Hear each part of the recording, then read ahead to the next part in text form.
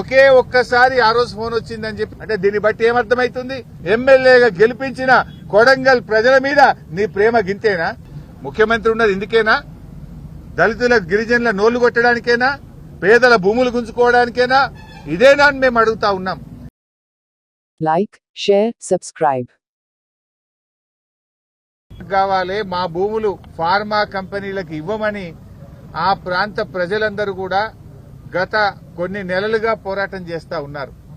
మరి అక్కడ ఎమ్మెల్యేగా ఉన్న రేవంత్ రెడ్డి తనకు ఓట్లేసినటువంటి కొడంగల్ ప్రజలకు పిలిచి మాట్లాడాలి, వారి సమస్య పరిష్కారం చేయాలి.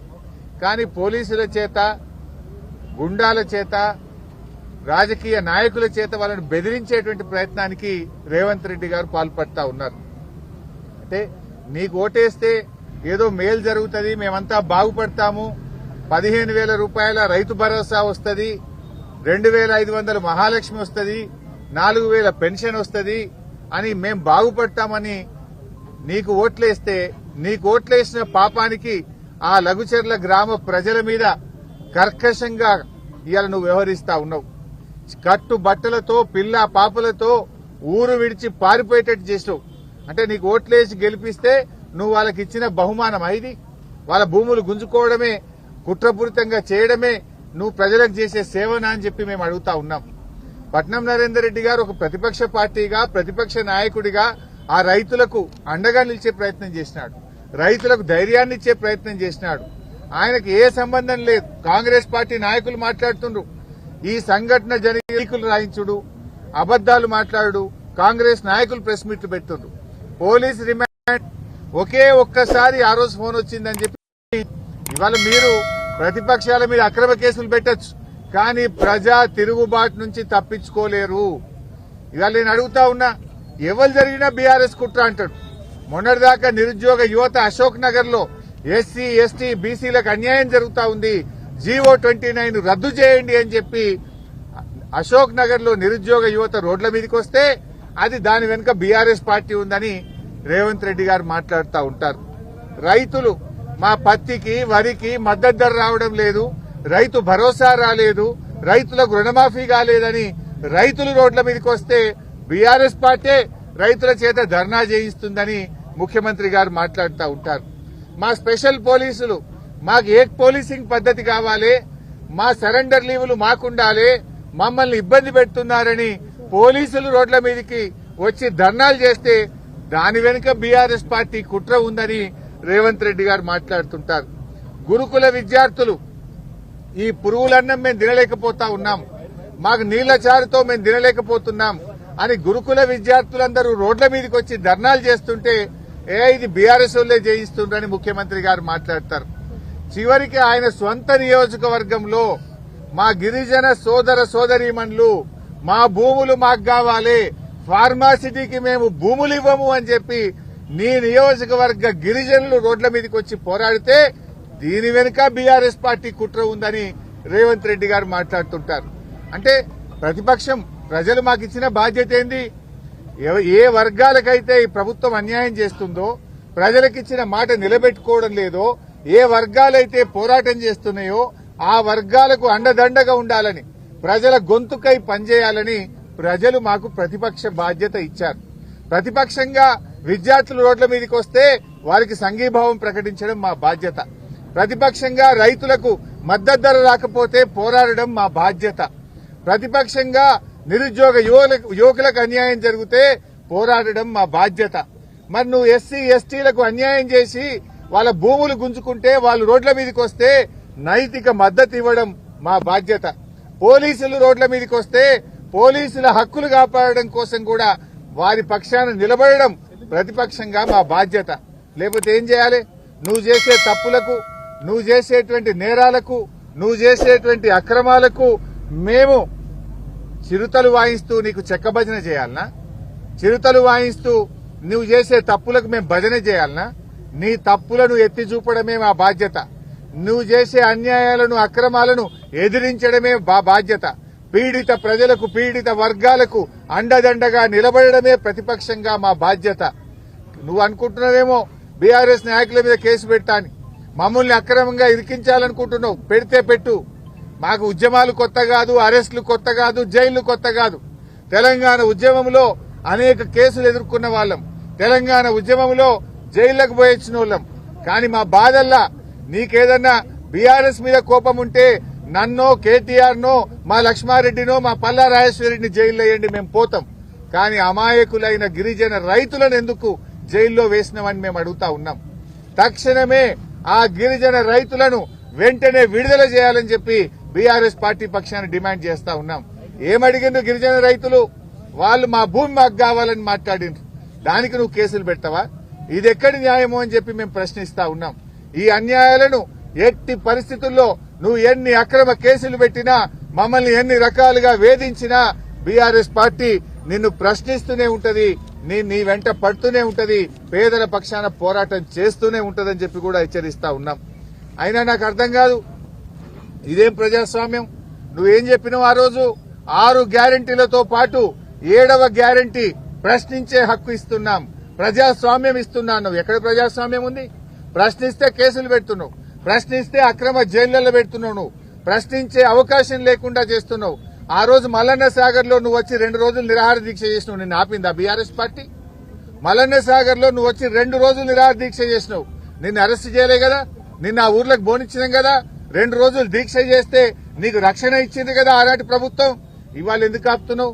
నిన్న మా మత్స్యనాచారి గారు ప్రతిపక్ష నాయకుడు లగిచెర్లకు వెళ్తావు, ఆ రైతులకు, ఆ అక్క చెల్లెలకు, ఆ పిల్లలకు, వృద్ధులకు మానసికంగా ధైర్యాన్ని ఇస్తామని మా నాయకులు వెళ్తే వాళ్ళను నువ్వు అరెస్ట్ చేసినావు.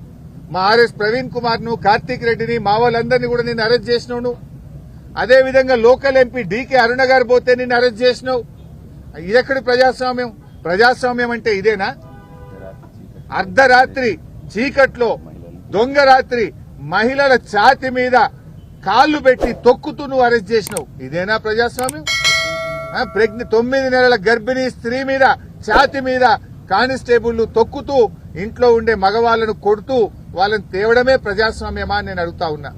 ఏంది నీ నియోజకవర్గ ప్రజలకు చేసే సేవ ఇదా అని నేను రేవంత్ రెడ్డిని అడుగుతా ఉన్నా. ఇలా ఈ ప్రజా పాలన మీద ప్రజల తిరుగుబాటు నీ కొడంగల్ నుంచే ప్రారంభమైంది. నువ్వు అక్రమంగా అరెస్ట్ చేసి మా నరేందర్ రెడ్డిని జైల్లో పెట్టావు కావచ్చు, మా కేటీఆర్ మీద కుట్రలు చేస్తావు కావచ్చు, కానీ తిరుగుబాటు ఆగదు. నిన్ను ప్రజలు గద్దె దించేదాకా కూడా వదిలిపెట్టరు అని హెచ్చరిస్తా ఉన్నా. అయినా దేనికోసమే ఫార్మాసిటీ? ఆల్రెడీ గత ప్రభుత్వం, మా ప్రభుత్వం ఉన్నప్పుడు 14,000 ఎకరాల భూమిని ఫార్మాసిటీ కోసం సేకరించినాం. ఆడబెట్టు ఫార్మాసిటీ. ఆడ ఫార్మాసిటీ పెట్టగా నేను ఎవరొద్దంటున్నారు? 14,000 ఎకరాల భూమి ఉంది కదా అంటే అక్కడనేమో ఈయన 4th సిటీ కడతారట, రియల్ ఎస్టేట్ వ్యాపారం చేస్తారట, తన అనుయాయులకు, తన కంపెనీలకు భూములు కేటాయించి భూములు కొల్లగొట్టాలని కుట్ర చేస్తా ఉన్నాడు. అక్కడ రియల్ ఎస్టేట్ వ్యాపారం చేసి డబ్బులు సంపాదించాలని రేవంత్ రెడ్డి కుట్ర చేస్తా ఉన్నాడు. ఈ భూములేమో ఫార్మాసిటీ కోసం సేకరించిన భూములు రియల్ ఎస్టేట్ వ్యాపారం చేస్తారట. కొత్తగా జహీరాబాద్ లో కొడంగల్ల పోయి దళిత గిరిజనుల భూములు లాక్కుంటారట. ఇందిరమ్మ రాజ్యం అంటే ఇదేనా? ఏం చెప్పింది ఇందిరమ్మ? ఇందిరమ్మ దళితులకు, గిరిజనులకు భూములు పంచితే ఇందిరమ్మ ముసుగులో రేవంత్ రెడ్డి ఈ రోజు దళితుల, గిరిజనుల భూములు లాక్కోవాలని చూస్తా ఉన్నాడు. ఆనాటి ఇందిరమ్మ ఎమర్జెన్సీ పాలన ఈ రోజు రాష్ట్రంలో తలపిస్తా ఉన్నది. నువ్వు భూములు గుంజుకోవడమే ఇందిరమ్మ పాలన? దళిత గిరిజనులను అక్రమంగా కేసులు పెట్టి జైల్లో పెట్టడమే ఇందిరమ్మ పాలన? నేను అడుగుతా ఉన్నా. నిజంగా ఫార్మాసిటీ పెట్టాలి, ఫార్మా కంపెనీలు రావాలంటే గత ప్రభుత్వం సేకరించిన 14,000 ఎకరాల్లో నువ్వు ఫార్మా కంపెనీలు పెట్టు. ఈ కొడంగల్లో గాని, జహీరాబాద్ లో గాని నువ్వు సేకరించిన భూమిని వెంటనే విడ్రా చేయి. రైతుల భూములు రైతులకు ఉంచు, రైతులను అన్యాయంగా వేధించొద్దు అని చెప్పి రేవంత్ రెడ్డి ప్రభుత్వాన్ని మేము హెచ్చరిస్తా ఉన్నాం. అయినా నీ ప్రాధాన్యత ఏంది? నీ ప్రాధాన్యత అదాని, నీ ప్రాధాన్యత నీ తమ్ముళ్ళు, నీ ప్రాధాన్యత నీ అల్లుళ్ళు. అంతే తప్ప నీకు గిరిజనులు బట్టది, దళితులు బట్టది, పేదలు బట్టది. నువ్వు నీ అల్లుళ్ల కోసమో, అదానీ కోసమో, అంబానీల కోసం పేదల భూములు గుంజుకొని ఇవాళ వాళ్ళకి కట్టబెట్టే ప్రయత్నం చేస్తా ఉన్నావు. తస్మాత్ జాగ్రత్త. తెలంగాణ ప్రజలు ఊరుకోరు. ఎట్టి పరిస్థితుల్లో బీఆర్ఎస్ పార్టీ ఈ దళిత గిరిజన రైతుల పక్షాన నిలబడుతుంది, పేదల పక్షాన నిలబడుతుంది. ఇవాళ నీ కుట్రేంది? నువ్వు సమాధానం చెప్పలేక నువ్వు మా కేటీఆర్ గారి మీద కుట్ర చేస్తున్నావు. మేము భూమి పోయే వాళ్ళ మీద నువ్వు గాని దామోదర్ రాజనరసింహ గారు గాని కోదండరామ్ గారు గాని మీరొచ్చి రెచ్చగొట్టింది కదా. మీరొచ్చి ఆ రోజు ఎన్ని రకాలుగా భూసేకరణ జరగకుండా ప్రజల్ని రెచ్చగొట్టి పోలీసుల మీద కారం జల్లే ప్రయత్నం చేసిండ్రు. మరి ఆ రోజు మేము మీ మీద పెట్టాలంటే కుట్ర కేసు పెట్టి మిమ్మల్ని అరెస్ట్ చేయలేకపోయామా? ఆ తప్పుడు పనులు మేము చేయలే. ప్రజాస్వామ్యబద్దంగా మేము వ్యవహరించాం. ఇవాళ నరేందర్ రెడ్డి గారికి ఏ సంబంధం లేదు. నరేందర్ రెడ్డి గారు అక్కడ ఒక ప్రతిపక్ష నాయకుడిగా, మాజీ ఎమ్మెల్యేగా ప్రజలు, గిరిజనులు, రైతులు తన దగ్గరికి వచ్చినప్పుడు తను నైతిక మద్దతునిచ్చాడు. ప్రభుత్వం దృష్టికి తీసుకుపోయాడు. ప్రభుత్వంతో ఈ భూములు తీసుకోవద్దని చెప్పి ఆ రైతుల కోసం ఆయన మాట్లాడే ప్రయత్నం చేసినాడు. పార్టీ దృష్టికి తెచ్చాడు. ఇక నరేందర్ రెడ్డి గారిని ఇరికిస్తారు. మళ్ళా ప్రశ్నించే గొంతు ప్రతిరోజు ప్రభుత్వం మీద పోరాడుతున్న కేటీఆర్ ను కూడా అక్రమంగా ఇరికించారు. ఇప్పుడే మేము ఆయనతో మాట్లాడాం, నరేందర్ రెడ్డి గారితో. ఆయన రిమాండ్ రిపోర్ట్ లో ఏం రాశారో తెలియదట ఆయనకు. రిమాండ్ రిపోర్టును 5 నిమిషాల ముందు మెజిస్ట్రేట్ గారి ముందు ప్రవేశపెట్టే ముందు రిమాండ్ రిపోర్ట్ మీద సంతకం పెట్టించుకున్నారు. ఆ రిమాండ్ రిపోర్ట్ లో ఏముందో నాకు తెలియదు. జైల్లో పొద్దున పేపర్లు చూస్తా ఉంటే రిమాండ్ రిపోర్ట్ లో కేటీఆర్ గారికి కూడా దీనిలో ప్రోద్బలం ఉన్నదని, కేటీఆర్ గారు ఎన్ని డబ్బులు ఖర్చయినా పెట్టమని చెప్పినట్టు వీళ్లే రిమాండ్ రిపోర్ట్ రాసి, రిమాండ్ రిపోర్ట్ లో చదివే అవకాశం లేకుండా సంతకం పెట్టించి ఇవాళ తప్పుడు రిమాండ్ రిపోర్ట్ రాసినారు. తప్పుడు రాసిందని చెప్పి నరేందర్ రెడ్డి గారు మాకు చెప్తూ ఆయన చాలా బాధపడ్డాడు. అసలు నాకే సంబంధం లేదు, నాకే విషయము తెలియదు, కేటీఆర్ గారికి సంబంధం ఉందని ఆయనని ఇరికిచ్చారు. ఇది అన్యాయం. అసలు రిమాండ్ రిపోర్టు రాసే ముందు నాతో మాట్లాడలేదు, ఏమి రాశారో చదివే అవకాశం నాకు ఇవ్వలేదు, రిమాండ్ రిపోర్ట్ లో ఏముందో నాకు తెలియకుండా ఒత్తిడి చేసి నాతో సంతకం పెట్టించారు. అంతకుమించి నాకు తెలియదు. ఈ విషయాన్ని మీకు చెప్పడమే కాదు, నిన్న మెజిస్ట్రేట్ కూడా చెప్పాను. మెజిస్ట్రేట్ గారి ముందు కూడా ఆ రిమాండ్ రిపోర్ట్ లో ఏముందో నాకు తెలియదు, ఒక్క నిమిషం ముందే నాతో సంతకం పెట్టించారనే విషయాన్ని నిన్న మెజిస్ట్రేట్ గారికి కూడా చెప్పానని చెప్పి నరేందర్ రెడ్డి గారు చెప్పారు. అంటే దీన్ని బట్టి ఏమర్థమవుతుంది? నరేందర్ రెడ్డి గారిని ప్రశ్నించే గొంతు గనక ఇవాళ ఆయన జైల్లో పెట్టి అక్కడ భూములు గుంజుకోవాలని చూస్తున్నాడు. నరేందర్ రెడ్డి గారు లేకపోతే ఆ ప్రాంతంలో ఫార్మా కంపెనీల కోసం, బడా బాబుల కోసం ఆయన భూములు గుంజుకోవాలని చూస్తున్నాడు. నేను అడుగుతా ఉన్నా, నీ ప్రేమ ఎవరి మీదనే రేవంత్ రెడ్డి? నీకు ఓట్లేసి నిన్ను రాజకీయ భిక్ష పెట్టిన వాళ్లకు, నిన్ను ఓట్లేసి ఎమ్మెల్యేగా గెలిపించిన కొడంగల్ ప్రజల మీద నీ ప్రేమ గింతేనా? కొడంగల్ ప్రజల మీద నీకు ప్రేమ లేదు, ఫార్మా కంపెనీల యాజమాన్యాల మీద నీకు ప్రేమ ఉన్నది. నీ ప్రేమ నీ అల్లుని మీద, బడా బడా పారిశ్రామిక కంపెనీల మీద. అంటే నువ్వు ఏంది కాకులను కొట్టి గద్దలకేసే ప్రయత్నం లాగా, అంటే రైతుల నోర్లు కొట్టి గిరిజన రైతుల భూములను అక్రమంగా గుంచుకొని ఫార్మా కంపెనీల బడా బడా బాబులకు ఆ భూములు కట్టబెట్టడం కోసం నువ్వు పనిచేస్తున్నావు. ముఖ్యమంత్రి ఉన్నది ఇందుకేనా? దళితుల గిరిజనుల నోళ్లు కొట్టడానికేనా? పేదల భూములు గుంజుకోవడానికేనా? ఇదేనా అని మేము అడుగుతా ఉన్నాం. నరేందర్ రెడ్డి గారు ధైర్యంగా ఉన్నారు.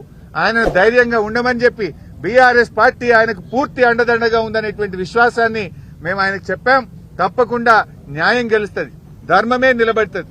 నువ్వు అక్రమంగా కేసు పెట్టచ్చు, మమ్మల్ని జైల్లో పెట్టచ్చు, మాకు న్యాయం మీద నమ్మకం ఉంది, న్యాయస్థానాల మీద మాకు నమ్మకం ఉన్నది. మా న్యాయవాదులు తప్పకుండా పోరాడతారు. నిర్దోషిగా నరేందర్ రెడ్డి గారు బయటకు వచ్చేది ఖాయం. నరేందర్ రెడ్డి గారికి ఏ సంబంధం లేకుండా అక్రమంగా ఆయనని కేసులో ఇరికిచ్చారు. తప్పకుండా న్యాయస్థానంలో మాకు న్యాయం జరుగుతుందని, నిర్దోషిగా నరేందర్ రెడ్డి గారు బయటకు వస్తారనే సంపూర్ణమైన నమ్మకం మాకుంది. ఖబర్దార్ రేవంత్ రెడ్డి.